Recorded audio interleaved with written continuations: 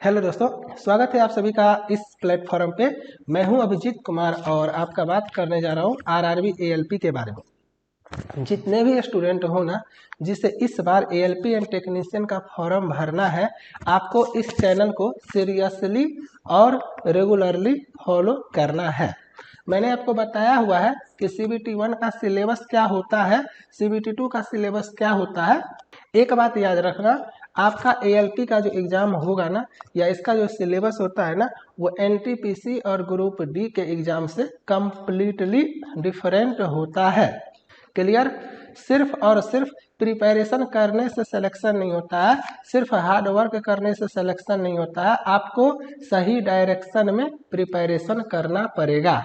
तो पहले आपको ये पता होना चाहिए कि सिलेबस क्या होता है और उसके बाद ही आपको पढ़ना है। जैसे कि पिछले लेक्चर में मैंने बताया ना कि मैंने देखा कि बेसिक साइंस एंड इंजीनियरिंग में कुछ टीचर केमिस्ट्री पढ़ा रहे हैं और काफ़ी बच्चे पढ़ रहे हैं। तो आपको पता होना चाहिए कि बेसिक साइंस एंड इंजीनियरिंग का सिलेबस क्या है, उसमें केमिस्ट्री नहीं आता है। तो फालतू का क्यों पढ़ोगे बेसिक साइंस एंड इंजीनियरिंग के लिए केमिस्ट्री? तो ये सब पता होना चाहिए। उसी तरह से मैंने नोटिस किया है कि कुछ टीचर भारतीय संविधान, इंडियन पॉलिटी, इंडियन हिस्ट्री ये सब पढ़ा रहे हैं। ये सब आपको नहीं पढ़ना है। अगर आप किसी और एग्जाम के लिए प्रिपरेशन करते हो तो ठीक है, लेकिन अगर आप ALP के लिए प्रिपरेशन कर रहे हो ना, तो ये सब आपके एग्जाम में नहीं आएगा। तो आज का जो सेशन है, इसमें मैं आपको थोड़ा सा ये बताऊंगा किस सेक्शन से कितने क्वेश्चंस पूछे जाते हैं प्रीवियस ईयर पेपर के बेसिस पे।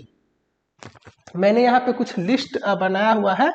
2018 में जो आपका ALP CBT 1 का एग्जाम हुआ था, उसमें मैथ से, रीजनिंग से, करंट अफेयर्स से, फिजिक्स, केमिस्ट्री, बायो से कितना क्वेश्चन आया था, आपको पहले मैं वो बताऊंगा। इससे आपको एग्जैक्ट आइडिया लग जाएगा कि किस सेक्शन पे आपको कितना ज़्यादा मेहनत करना है। क्लियर है?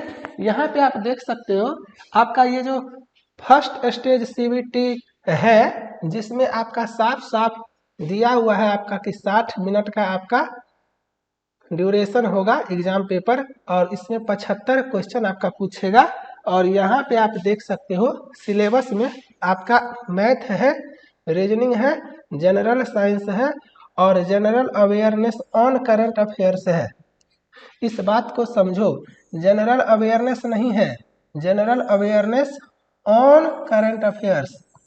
जैसे कि अभी आपका मान के चलो RBI का गवर्नर कौन है, इस टाइप का। और यहाँ पे आपका जनरल साइंस है, सिर्फ और सिर्फ जनरल साइंस। आपको थोड़ा सा जो मैंने एनालिसिस किया हुआ है उसके बारे में बताता हूँ, थोड़ा सा अच्छे से देखना तो आपको एग्जैक्ट आइडिया लगेगा। आपका जो है ना 9 अगस्त 2018, ध्यान से देखना, मैं लिखता हूँ अच्छे से। 9 अगस्त 2018 आपको फर्स्ट शिफ्ट हुआ था, फर्स्ट शिफ्ट एग्जाम हुआ था आपका, ठीक है। उसी तरह से 9 अगस्त 2018 को आपका सेकेंड शिफ्ट में एग्जाम हुआ था, ठीक है। और उसी तरह से आपका 9 अगस्त 2018 को आपका थर्ड शिफ्ट में पेपर हुआ था। क्लियर है? तो इसमें जो है सो आपका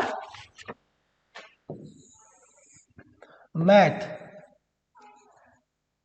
जो सब्जेक्ट है उसमें आपका जो है सो 21 क्वेश्चन, फर्स्ट शिफ्ट वाले में 21 क्वेश्चन आए थे। आपका जो है सेकेंड शिफ्ट में 22 क्वेश्चन आया था और आपका थर्ड शिफ्ट में जो है वो 21 क्वेश्चन आया था, ठीक है। ये सारा ऑफिशियल पेपर है और मैं डिस्कस करूंगा आपको एक एक करके। अब हम लोग बात करते हैं आपका रीजनिंग के बारे में। तो यहाँ पे रीजनिंग के बारे में बात करते हैं और इसके बाद जनरल साइंस और इसके बाद आपका करंट अफेयर्स, इसके बारे में बात करते हैं।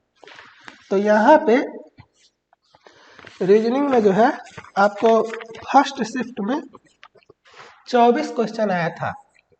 आप अच्छे से देखो, आपको ये पता चलेगा कि किस सेक्शन में आपको कितना मेहनत करना है। ओके, सेकंड शिफ्ट जो है उसमें आपका रीजनिंग से 23 क्वेश्चन आया था और थर्ड शिफ्ट जो है उसमें आपका रीजनिंग से 25 क्वेश्चन आया था। ध्यान से देखना, क्लियर। और उसके बाद आपका जनरल साइंस, तो जनरल साइंस जो है उसमें आपका फर्स्ट शिफ्ट से 9 अगस्त 2018 फर्स्ट शिफ्ट में आपका 21 क्वेश्चन आया था। 21 क्वेश्चन कैसे आया था तो वो समझो। आपका फिजिक्स में 8 क्वेश्चन आया था, केमिस्ट्री में आपका 8 क्वेश्चन आया था और बायोलॉजी में आपका 5 क्वेश्चन आया था। इस चीज को आपको समझना है काफी अच्छे से, क्योंकि आपका बेरा यही पार लगाएगा। याद रखना 60 मिनट में 75 क्वेश्चन आपको सॉल्व करना होता है। मैथ और रीजनिंग कितना भी आपका अच्छा होगा, कितना भी आप फास्ट करोगे, लेकिन टाइम तो लगेगा ना। लेकिन जनरल साइंस है 21 क्वेश्चन अगर आप 6 से 7 मिनट में कर लोगे तो डायरेक्ट आपका 21। Okay, number current affairs 10 question पूछेगा, 4 से 5 मुश्किल से बना पाओगे।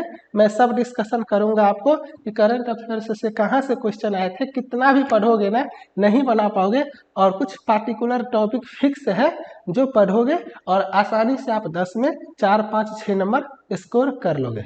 9 अगस्त 2018 का आपका जो सेकेंड शिफ्ट है उसमें साइंस से आपका 20 क्वेश्चन आया था। 20 क्वेश्चन, इसमें आपका फिजिक्स से आप देखो 3, 3, 6, 2, 8 क्वेश्चन आया था। केमिस्ट्री से 3, 3, 6, 3, 9 क्वेश्चन आया था और आपका बायोलॉजी से 3 क्वेश्चन आया था। ठीक है, ये आपको समझ में आया सारा। चलो, उसी तरह से आपका थर्ड शिफ्ट जो हुआ था इसमें आपका 19 क्वेश्चन आया था। 19 क्वेश्चन, इसमें भी आपका फिजिक्स से जो है 3, 3, 6, 2, 8 क्वेश्चन आया था। केमिस्ट्री से है आपका 7 क्वेश्चन था और बायोलॉजी से जो है वो आपका 4 क्वेश्चन था। तो आपको ये सारा चीज पता चला। ऊपर से मैंने एक और एनालिसिस किया हुआ कि मैथ जो है ना आपका, उसमें मैथ में आप थोड़ा सा अगर अच्छे से पढ़ोगे ना तो आसानी से बना सकते हो। मतलब 15 से 16 क्वेश्चन काफ़ी आसान आता है, देखोगे और एक लाइन में आंसर निकाल के ले आओगे। और कुछ 4-5 क्वेश्चन होता है उसमें 1-2 है जो मॉडरेट लेवल का है और 1-2 है जो आपका टाइम टेकिंग है। लेकिन रीजनिंग पे स्पेशल फोकस करना। मैं जब इसका प्रीवियस ईयर पेपर का आपको एक वीडियो ला करके दूंगा, उसमें आपको पता चलेगा कि जैसे इसमें 24 क्वेश्चन है ना, इसमें 23 क्वेश्चन है ना और इसमें 25 क्वेश्चन है ना, इसमें से आपका 10 से 12 क्वेश्चन, इसमें से आपका 10 से 12 क्वेश्चन और इसमें से आपका 10 से 12 क्वेश्चन सिर्फ 2 टॉपिक से आए हैं। एजम्पशन कहते हैं या कथन निष्कर्ष जिसको कहते हो, स्टेटमेंट एंड कंक्लूजन, और दूसरा आपका मिरर इमेज या वाटर इमेज। ये 2 टॉपिक जो है ना, और कह सकते हो जिसमें नंबर ऑफ ट्रायंगल वगैरह काउंट करते हैं या पेपर कटिंग वगैरह। तो ये जो 2 टॉपिक है आपका मिरर इमेज वाला और आपका स्टेटमेंट एंड कंक्लूजन वाला, इस 2 टॉपिक से आपका इस 24 क्वेश्चन में से 10 से 12 क्वेश्चन आए थे।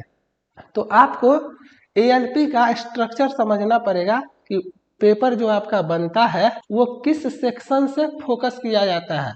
एनटीपीसी में देखे होंगे साइंस कम आया था, जनरल अवेयरनेस ज़्यादा आया था। एएलपी में साइंस ज़्यादा आएगा तो आपको साइंस पे ज़्यादा फोकस करना है। जनरल साइंस पे मैं बार बार इसीलिए फोकस करता हूँ कि आपको टाइम बचाएगा। कम टाइम पे ज़्यादा स्कोर आपको करना है अगर, तो आपको जनरल साइंस अच्छा करना ही पड़ेगा। क्योंकि देखो 75 नंबर का आपका पेपर होगा ना, इसमें से अगर आप 45 प्लस ले आते हो तो आपका CBT 1 क्वालिफाई कर जाएगा 45 प्लस लाने से। और 45 प्लस आप आसानी से ला सकते हो अगर आप जनरल साइंस में अच्छा स्कोर करते हो। तो जनरल साइंस अच्छा करोगे तो 45 छोड़ो, आप 55 प्लस ला सकते हो, 60 के अराउंड नंबर आसानी से ला सकते हो। और ये जो करंट अफेयर सेक्शन है इसमें 10 क्वेश्चन आए हुए हैं, सभी में 10 क्वेश्चन 9 क्वेश्चन 10 क्वेश्चन 9 क्वेश्चन। और ये जो है सो आपका अजीब टाइप का क्वेश्चन है, मतलब आपको कुछ पार्टिकुलर सेक्शंस होते हैं जिसको आपको अच्छा करना पड़ेगा, जैसे कि ये डे कौन सा डेट में सेलिब्रेट करते हैं, इस टाइप का क्वेश्चन, मतलब जो आप पढ़ोगे तो आप गारंटी स्कोर कर सकते हो। दुनिया भर का करंट अफेयर्स ALP में मत पढ़ना। CBT 1 का बात करो, CBT 2 में तो आपको जो है सो सिर्फ और सिर्फ basic science and engineering, math और रीजनिंग, तो बेसिक साइंस एंड इंजीनियरिंग और इंजीनियरिंग ड्राइंग पे फोकस करना है। ओके, इतना आपको समझ में आया। अब एक चीज आप लोग और जान जाओ, यहाँ पे पहले आते हैं आपका जो है सो ALP CBT स्टेज 1 इसका टेस्ट सीरीज लॉन्च हो चुका है। यहाँ पे देख सकते हो, ऑल टेस्ट पे अगर देखने का मन है तो आप देख लेना। ये टेस्ट जो है ना काफी ज्यादा आएगा, 300 प्लस टेस्ट आएगा। कितना टेस्ट आएगा? 300 प्लस आपका जो है ना 300 प्लस टेस्ट आपका आएगा। क्लियर है? अभी आपका एग्जाम होने वाला है नहीं, तो एग्जाम का वैकेंसी जब आएगा, नोटिफिकेशन जब आएगा तब आप प्रिपरेशन स्टार्ट करोगे क्या? नहीं, अगर आपको रेस में आगे निकलना है ना तो आपको अभी से प्रिपरेशन करना है। परेशान आपको नहीं होना है, अभी से प्रिपरेशन करना है। और इसी वजह से जो है सो मैंने इसका वैलिडिटी 2 साल कर दिया है। ये आपका ALP का टेस्ट सीरीज है, काफी प्यारा सा टेस्ट है। ये मॉक टेस्ट भी है और आपका प्रीवियस ईयर भी है। तो प्रीवियस ईयर अगर आप लगाओगे ना तो आपको एग्जैक्ट पैटर्न पता चलेगा, जो मैंने अभी थोड़ा देर पहले डिस्कस किया कि किस सेक्शन से कैसे क्वेश्चंस आए हैं, क्वेश्चंस का लेवल वगैरह क्या है, कैसे है, सब कुछ टेस्ट आपका ऐड होता चला जाएगा। ठीक है, यहाँ पे तो अगर आपको इस टेस्ट सीरीज में आना है और अभी से थोड़ा थोड़ा करके प्रैक्टिस करना है तो आप लोग अनलिमिटेड एजुकेशन का जो वेबसाइट है डिस्क्रिप्शन में लिंक डाल देता हूँ, वहाँ से जाना, टेस्ट सीरीज में जाना, सिंपल सा रेलवे में जाना। और रेलवे में जाने के बाद आपका यहाँ पे दिख जाएगा सारा ये, तो ALP CBT स्टेज 1 वाला देख लेना। नंबर ऑफ टेस्ट अभी आप लोग काउंट मत करो, आपका काम है प्रैक्टिस करना, मेरा काम है टेस्ट ऐड करना। ठीक है, बस इतना जान जाओ। वैलिडिटी 2 साल का है और ये आपका ALP के पेपर के पैटर्न पे है। तो यहाँ से और 2 साल का वैलिडिटी है, तो टेंशन नहीं है, आराम से आप करो। ठीक है, इसके अलावा बात करते हैं जनरल साइंस के बारे में। जनरल साइंस आपको थोड़ा सा अच्छे से करना है, क्योंकि जनरल साइंस में जो है सो फिजिक्स का सेक्शन जो होता है वो थोड़ा सा उसका क्वेश्चन आपका कैलकुलेटिव आएगा, तो आपको कंसेप्ट क्लियर होना चाहिए। सिर्फ ABCD ऑप्शन वाला लेक्चर देख के ना आप यहाँ पे फिजिक्स का क्वेश्चन सॉल्व नहीं कर पाओगे। और याद रखना CBT 1 के बाद CBT 2 तो देना ही देना है। तो CBT 2 में है basic science and engineering drawing, जो कि काफ़ी टफ है और उसका प्रिपरेशन आपको काफ़ी अच्छे से करना है। तो मेरा जो जनरल साइंस का कोर्स है ना वो कुछ इस हिसाब से डिजाइन है कि आपका जनरल साइंस का प्रिपरेशन तो होगा ही होगा, इसके साथ ही ये शुरू का जो 6 चैप्टर है ना ये आपका बेसिक साइंस एंड इंजीनियरिंग का सिलेबस है। और ये 6 चैप्टर मिला करके आपका जो है सो 30 से 35% सिलेबस आपका CBT 2 का बेसिक साइंस एंड इंजीनियरिंग का कवर करता है। तो अगर आप ये जनरल साइंस का कोर्स लेकर के अच्छे से पढ़ोगे तो CBT 1 का आपका जनरल साइंस का प्रिपरेशन तो अच्छा होगा ही होगा, आपका CBT 2 का बेसिक साइंस एंड इंजीनियरिंग का 35% के आसपास सिलेबस कवर होगा। और इसका भी वैलिडिटी मैंने 2 साल दे दिया है ताकि आप लोग अभी से प्रिपरेशन करो, आपको कोर्स एक्सपायर होने का टेंशन मन में ना हो। ओके, और जो बच्चे थोड़ा सा स्मार्ट होते हैं, जिन्हें लगता है कि CBT 1 उनका कोई नहीं रोक सकता है, और वो CBT 2 का प्रिपरेशन भी पैरेलली साथ में करना चाहते हैं धीरे धीरे, क्योंकि मैंने बताया हुआ CBT 1 के बाद इतना टाइम आपको नहीं मिलेगा CBT 2 में कि आप बेसिक साइंस एंड इंजीनियरिंग का प्रिपरेशन अच्छे से कर लोगे, क्योंकि उसमें कम से कम मुझे लगता है 100+ लेक्चर्स हैं, वीडियो लेक्चर्स है ना, 15+ चैप्टर्स हैं, 40 नंबर का पेपर होता है और वो काफ़ी गेम चेंजर होता है। जिसका बेसिक साइंस एंड इंजीनियरिंग अच्छा हुआ उसका सिलेक्शन कोई नहीं रोक सकता है, इसका गारंटी मैं लेता हूँ। तो आप सभी लोग ये कोर्स ले सकते हो, basic science and engineering drawing complete course.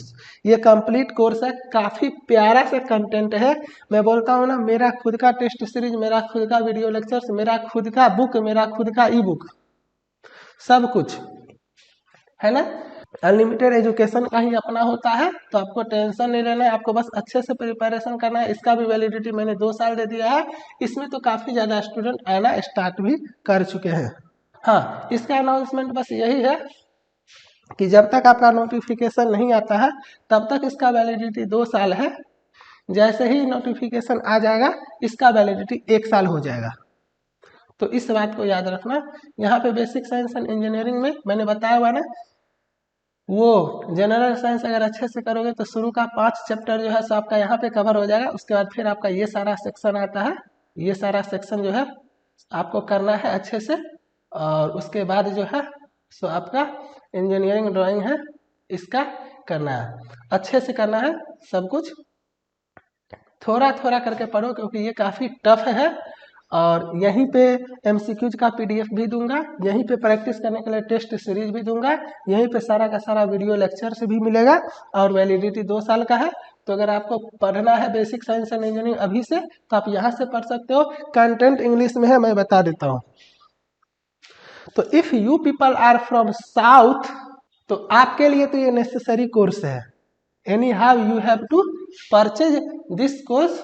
और यहाँ पे मैं स्टूडेंट दिखाता हूँ, यहाँ पे आपका स्टूडेंट आना शुरू हो चुके हैं, है ना। स्टूडेंट का यहाँ पे कमी नहीं है। तो इंग्लिश कंटेंट है, तो अगर आप लोग हिंदी में सर्च कर रहे हो तो आप लोग किसी और प्लेटफॉर्म को फॉलो कर सकते हो। यहाँ पे ज़्यादा से ज़्यादा मैं एक काम कर सकता हूँ, जब मैं एक्सप्लेन करूँगा तो हो सकता है क्वेश्चन का लैंग्वेज आपका हिंदी करूँगा, लेकिन कंप्लीट थ्योरेटिकल पोर्शन जो है वो इंग्लिश कंटेंट में है विथ एज यूजुअल एक्सप्लेनेशन, जैसा मैं आपका करता हूँ। ओके, तो साउथ के जितने भी बच्चे हो और जितने भी बच्चे ऑल ओवर इंडिया से ऐसे हो जिन्होंने इंजीनियरिंग वगैरह किया हुआ है, इंग्लिश समझ में आता है, कंटेंट इंग्लिश रहेगा राइट किया हुआ, बाकी सब कुछ हिंदी ही है, तो किसी को कोई टेंशन नहीं होगा। और वैसे भी मैं इस हिसाब से समझाता हूँ कि अगर इंग्लिश में भी है ना तो आप मेरा बोली सुन करके समझ करके आप सब कुछ समझ जाओगे अच्छे से। अब जो है ना, तो आपका जो नेक्स्ट लेक्चर आएगा उसमें हम लोग बात करेंगे आपका जनरल साइंस के बारे में। मैं पहले बता दे रहा हूँ, मैंने पहले ही बताया हुआ है कि मैं हमेशा अपकमिंग लेक्चर में बता दूंगा कि किस टाइप का लेक्चर आपका आएगा। तो जनरल साइंस में हम लोग बात करेंगे प्रीवियस ईयर पेपर के बारे में, प्रीवियस ईयर पेपर के बारे में एक एक करके जितना शिफ्ट में आपका पेपर हुआ था सारे पेपर का एनालिसिस करेंगे। और यहाँ पे जनरल साइंस का बात होगा तो जनरल साइंस के बारे में बात करेंगे। फिजिक्स हो, केमिस्ट्री हो, बायोलॉजी हो, देखेंगे किस टाइप का क्वेश्चन आया था, कितना कैलकुलेटिव है, कितना थ्योरेटिकल है, कितना आसान है, कितना हार्ड है, सब कुछ देखेंगे। हाँ, और CBT 2 के बाद फिर साइको टेस्ट आपको यहीं से करना पड़ेगा, इस बात का भी याद रखना है। बहुत जल्द मैं एक लेक्चर लाने वाला हूँ, ALP का साइको टेस्ट कैसा होता है, कितने टाइप्स के क्वेश्चंस आते हैं, कैसे बनाना चाहिए, NTPC साइको टेस्ट और ALP साइको टेस्ट में क्या डिफरेंस है, आप अपने फ्रेंड वगैरह से पूछना। वो भी आपको अनलिमिटेड एजुकेशन का साइको टेस्ट ही रिकमेंड करेंगे। अभी हाल फिलहाल में मुझे लगता है मोर देन 50% बच्चे जो मार्केट के हैं ना वो अनलिमिटेड एजुकेशन से NTPC साइको टेस्ट का प्रिपरेशन किए थे। तो आप लोग ना चैनल पे रेगुलर रहना, है ना। पास्ट एक्सपीरियंस में बता रहा हूँ, जितना भी बोलूँगा ना आपको अच्छे से सुनना है। और जब मैं आपको बताऊंगा नोट्स बनाने तो आपको नोट्स बनाना है। और अभी से एक अनाउंसमेंट कर देता हूँ, स्पाइरल बाइंडिंग वाला एक A4 शीट का जो आपका कॉपी आता है या जो आपको मन करे उस टाइप का कॉपी एक रखना, और मैं जैसे जैसे आपको बताऊंगा ना वैसे वैसे आपको करना है, एक एक लाइन आपको सुनना है, एक एक लाइन आपको फॉलो करना है, तभी जा करके आपका फाइनल सिलेक्शन हो पाएगा। कंपटीशन बहुत टफ है बॉस, इजी मत समझना। बच्चे मार्केट में लाखों में आएंगे, 70 लाख, 75 लाख, 90 लाख, और वैकेंसी आपका 30,000, 40,000, 50,000। तो अगर आपको फाइट करके फाइनल सिलेक्शन लेना है ना, तो आपको थोड़ा सा हार्डवर्क तो करना ही करना है, लेकिन स्मार्ट वे में करना है, प्रॉपर वे में करना है, और एक अच्छा सा एक्सपीरियंस्ड टीचर के गाइडलाइंस में रह के करना है, और खास करके उस टीचर को जरूर फॉलो करना अपने लाइफ में जिसके समझाने से आपको समझ में आता हो। चलो मिलते हैं नेक्स्ट लेक्चर में, तब तक आप लोग अच्छे से रहो, बाय, थैंक यू।